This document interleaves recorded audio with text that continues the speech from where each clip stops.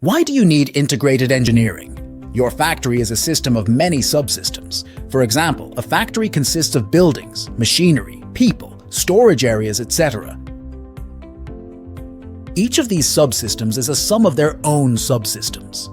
Now, every system or subsystem will have its own deliverables. For example, each machine must process food quickly. Storage areas must store food in specific quantities, etc.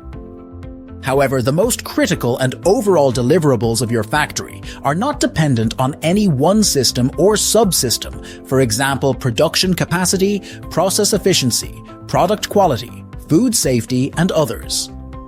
These are what are called emergent variables of a system.